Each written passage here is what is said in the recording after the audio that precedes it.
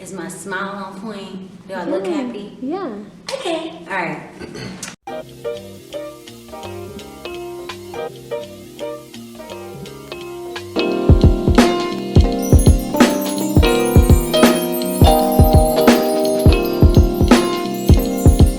Hey friends, it's Cindyrella OG and welcome back to my channel. So as promised, we are going to be answering questions that you guys went ahead and sent us. So I have Dennis here with me. Some of y'all may know him from Twitter as OG Beard. Others of you may know him from Brother TV. Hey bro, you good?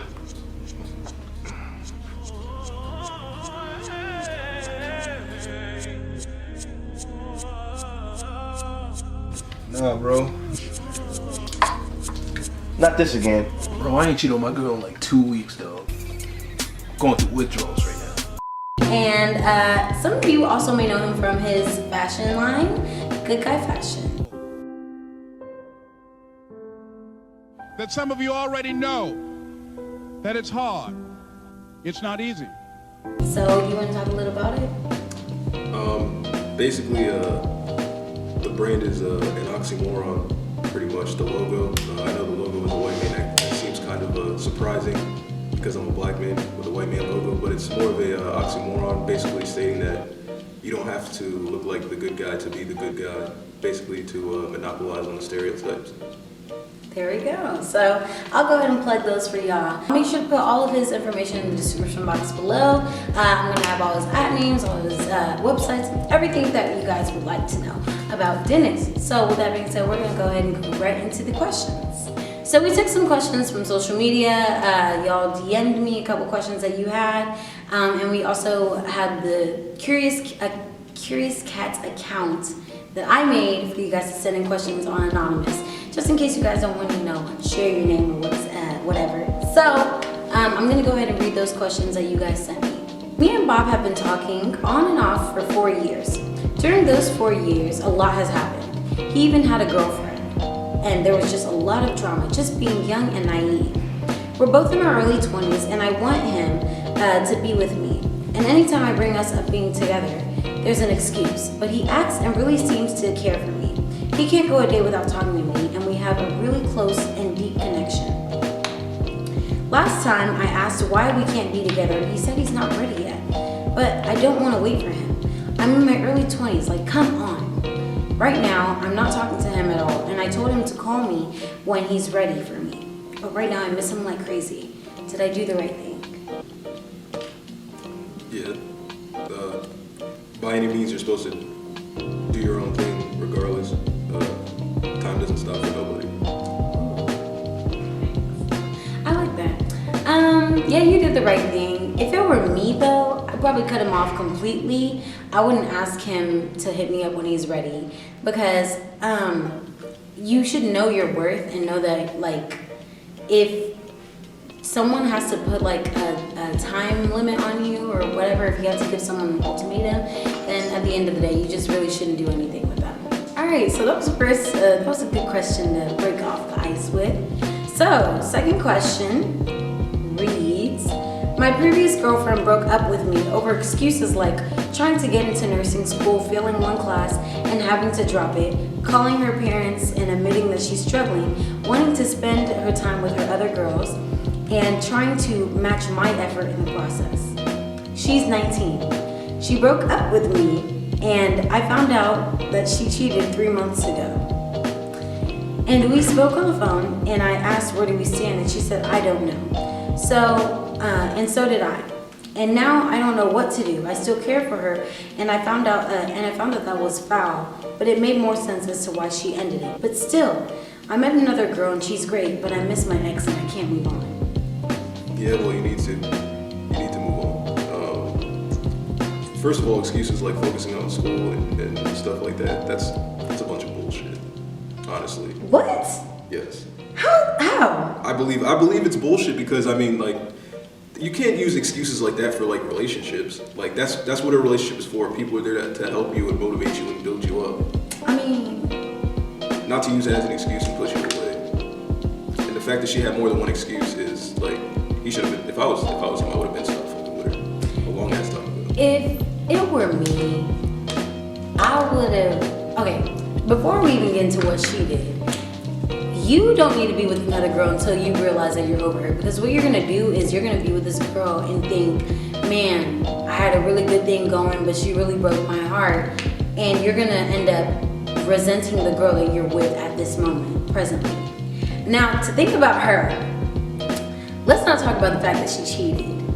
But those excuses, those are actually legit excuses, not to like. Those are cheating excuses, and she cheated.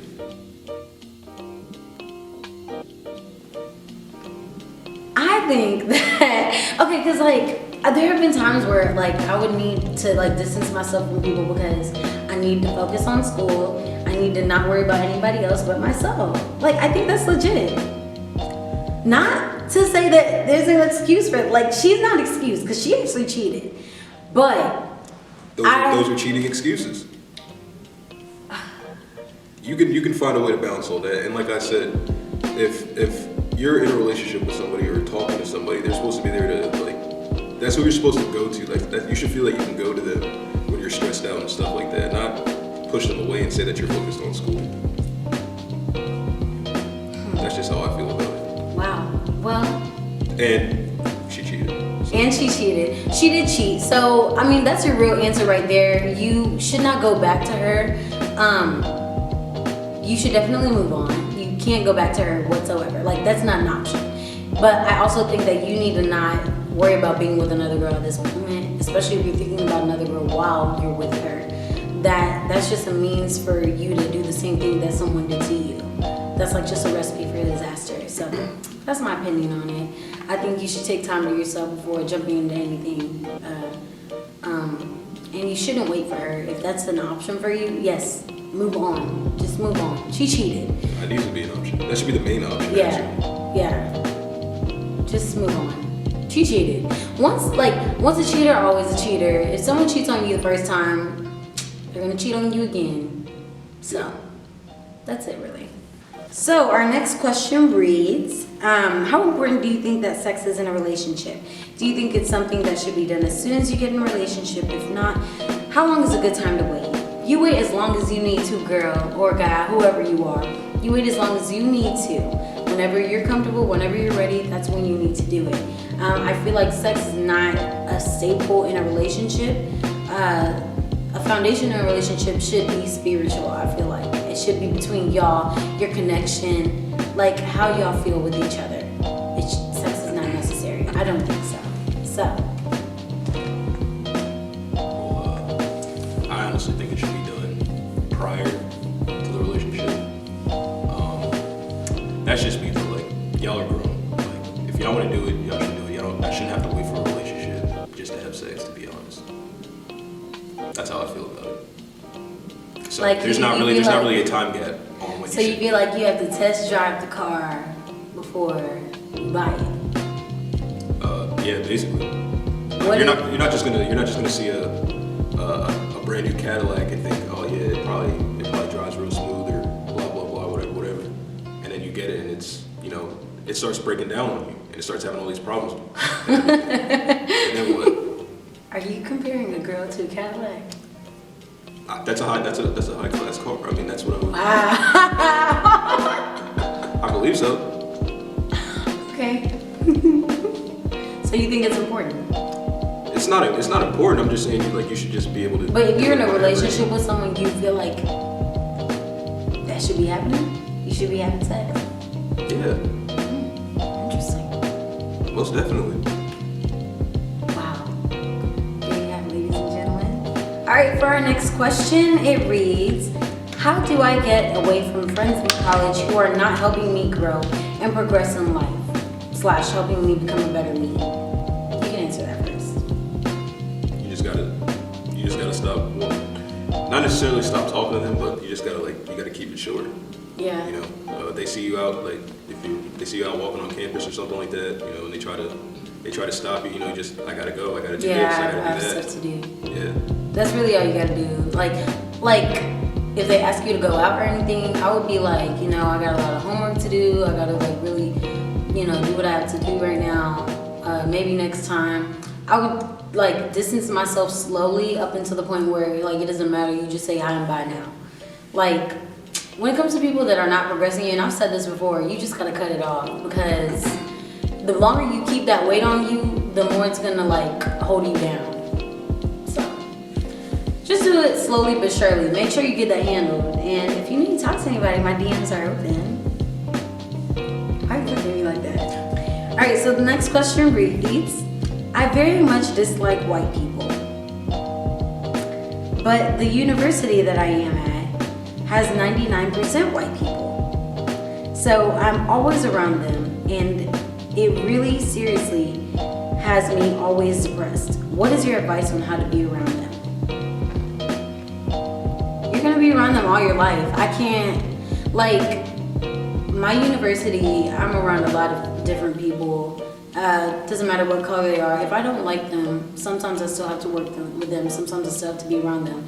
It's a downer, yes, but you're gonna have to find a way to work around those people, even if you don't like being around them. Code switching is like, if you really feel like it's like really weighing down on you, just be yourself around them no matter what. And like maybe the right people will gravitate towards you. I just feel like you gotta find that really cool group of white people. Like there's everybody that has that real cool group of white people. I do like that, you know, that I can be myself around, you know, we can go out, we can do whatever. You'll find them. You will. It's like, you're gonna have to be around white people all your life. Like, it's really not that big of an issue. Cause I think a lot with the election especially, people are like really scared to be around people that are not colored, especially like with all the like news that's going around, people like ripping off of jobs and calling people the N-word and such. So I just really feel like I think it's a situational thing. Maybe it's not though, maybe you really don't like them, but I don't feel like every certain type of person is bad. Because people, like a white person could write into me that they're always around black people, like they got a scholarship, a full ride to go to an HBCU, but they really hate being around black people. Like, I would tell you the same thing. You can't judge everybody by how you think you can perceive them, because you don't know them. So just try to think of people based on like their personalities and not too much on color. Because if you think that way throughout life, it's not gonna help you. Oh, that's a long question. It's longer. Yeah, You see it? Okay, so this question's very long. So y'all please bear with us, but it's a juicy kind of good story. I met a guy on one of these new dating sites. He seems really great. He's handsome, kind, sweet, respectful, and smart. We went on 2 dates. He seemed really excited about everything because we instantly clicked. He kept saying that we would do things together and he'd have to check out places with me. So I was really interested in getting to know him. The same night, after having a study date with him, he parked at my place so we could walk somewhere to study. So I gave him my $500 parking pass to use for the night because I was sure that I would see him again. But he forgot to give it back to me that night.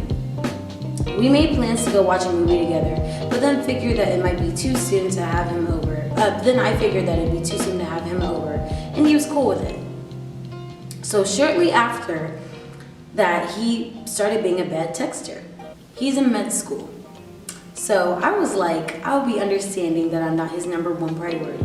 But after not hearing from him for a few days, I messaged him about getting the parking pass back.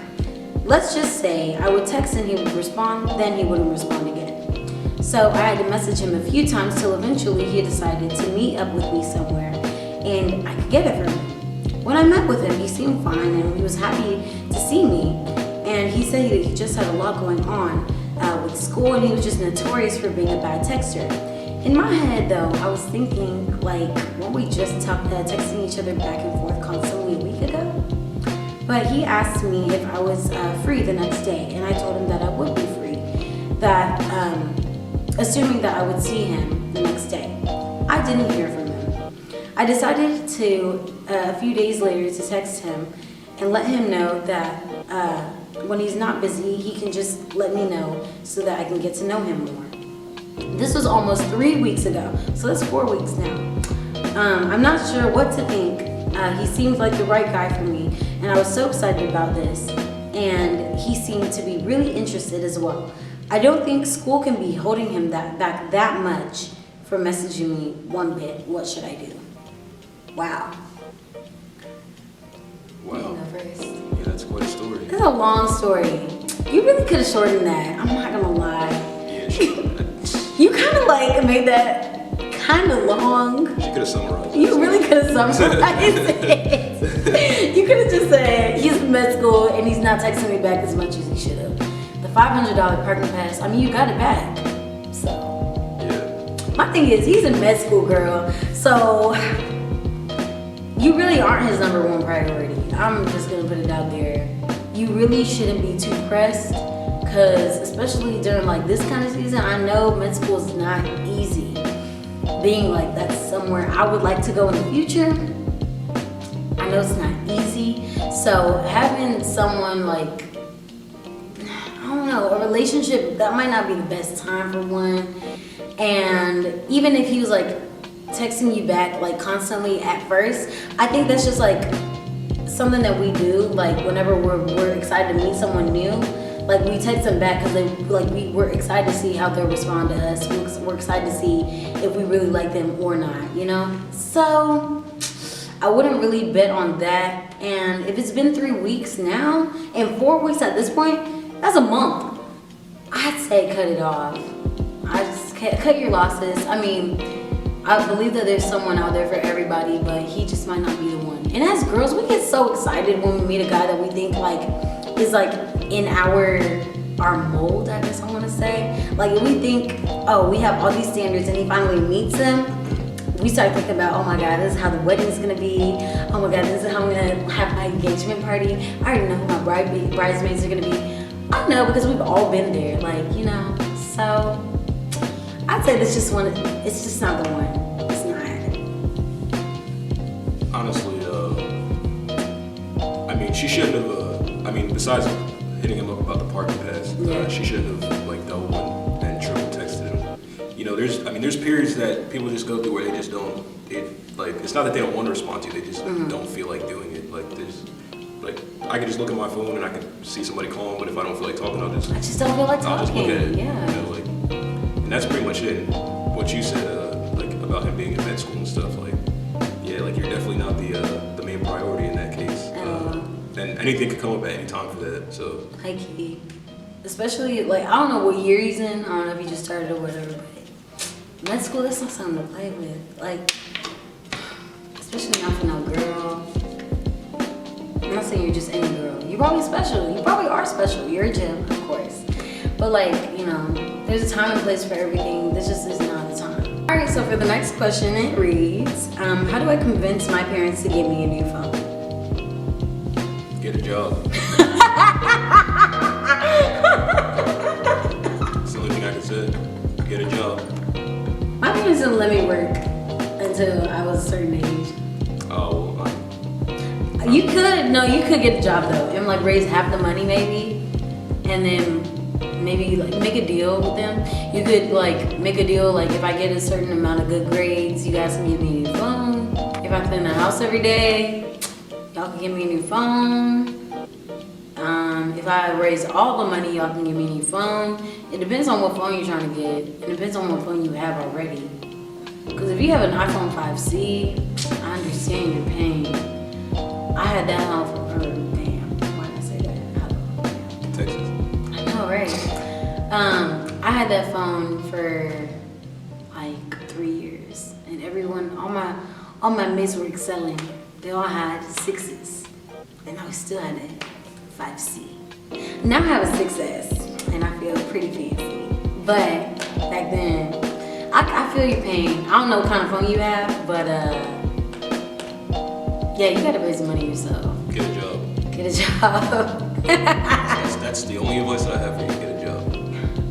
I mean, though, if you gotta ask them, then it's more like. I think she's still in high school. Is she? Yeah. Still get a job. I just feel like it's more like they don't trust you. They feel like you'll run up the bill or do something extreme like that. If you like where they'll be me paying more and you than have others. unlimited data, Yeah, I got that too. I got that too. Exactly.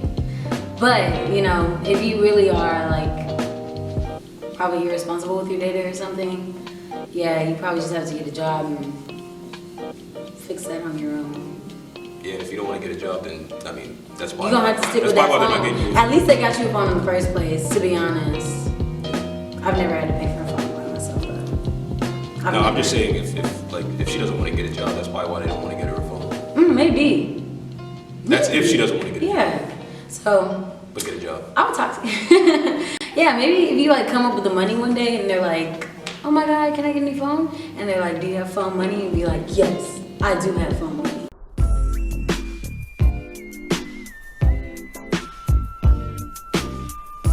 There you go, you know. So get a job, I guess. That's it. Next question, will 12th grade give me the boost that I need to work extremely hard? I've been slacking and I'm worried that 12th grade will be the same. What did you do? I didn't do well. Most of my classes, I only had like 3 classes to be honest. 12th grade? Yeah, and the rest like it was just Yeah, it was- study halls. Yeah, I had 4 real classes and then I had drill team. And I had clinicals. So I guess I had 3 real classes because clinicals is where you could go like shadow doctors and stuff. So yeah, I slept. I'm not gonna lie. My senior year, I had my college acceptance. I already knew where I was going. I didn't have a reason to do any better in school. Just knock out whatever classes you do have. And Yeah. then, like just think about all that free time you're gonna have after you do those little bit of classes that you got. I guess don't procrastinate. Yeah. That's all I can give you, cause that's what I did. I slacked off my senior year because I mean, you know, you get senioritis. Yeah. So that's really what it is. All right, and so for our last question today, how can I make sure that my emotions don't affect my school performance? When I'm upset, I tend to have the emotion take over me, and I end up not caring about school or not doing well as well as I should. And this has been happening to me. The way I feel about it, you gotta see it as, say there's something that you did stress or cry over, look at it 6 months from then and think about how stupid it was that you were crying over it. I feel like if you look at it that way, like that you're gonna look back on it and be like, damn, why was I crying about that? Yeah. That's more than enough reason to just like put it to the side, do what you gotta do, and then, you know, if you do choose to worry about it, or maybe you won't even, if you see it that way, maybe you won't worry about it at all. Facts. Yeah, I didn't think about it that way. Another good thing would be like if you just cried out in the moment that you need to. Vent maybe to someone that you need to. Your mom. I vent to my mom a lot. And then just get what you need to get done afterwards. And always remember, it always gets better. No matter the situation, it always gets better. There's always going to be a solution for you. There's always going to be a way that you can work out whatever you need to work out. So if you just have that in mind and then get what you need to get done, then you'll be good. Just make sure that you know what's more important. Is it the boy that, you know, didn't text you back, or is it you failed in a class and then you won't go to the next grade? You really got to think about that in that way. So prioritize. See if those emotions are really worth you not focusing on what you need to focus on at the moment. Those text backs aren't gonna get you A's. A's before B's, 4.0s before. Yeah, that's weird. Okay, so thank you guys so much for watching this video. If you would like to see more, comment below, like, comment, and definitely subscribe. Thank you so much, Dennis, for coming and doing this video with me today. And of course, guys, I'll link everything about him down below for you guys in the description box. If you are planning on getting your nursing degree, period, I am interviewing a nurse and we're going to get that on my channel right away. So y'all watch out for that next Sunday. Thank you so much for watching. You guys have a blessed and beautiful Sunday. Bye, chums.